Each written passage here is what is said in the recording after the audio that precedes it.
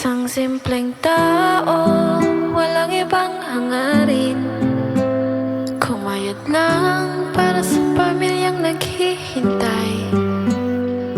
Pero sa gabing iyon, nagbago ang lahat.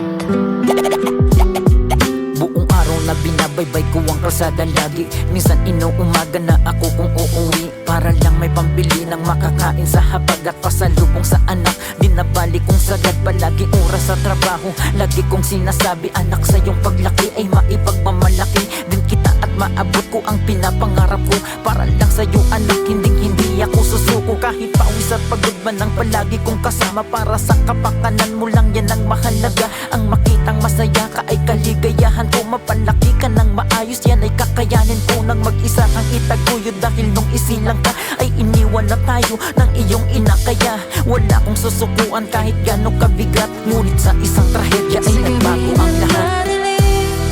Buhay ay pinunit, ang pag-asam ng pamilyang biglang nilamon ng dilim.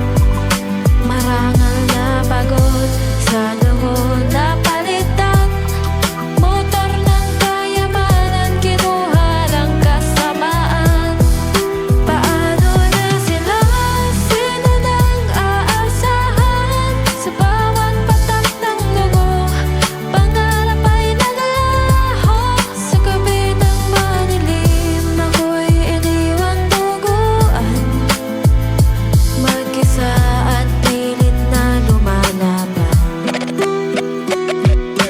Bandang alas 2 may sumakay isang lalaki. Huli ko ng pasada, medyo nagmamadali. Nakatakip kanyang muka, kaya di ko na binali. Linilisan ko ang takbo nang wala nga tubili. Kahit medyo alangan, pero tinuloy pa rin. Dahil iniisip ko sa wakas makauwi na rin. Hanggang sa dumating kami sa binigay na lokasyon. Sir, papana po kayo, maginawag kong tugon. Ngunit di ko inasahan, sumunod na mga nangyari. Biglang may pinunod siya nang walang pasabi-sabi. At sa tagiliran ko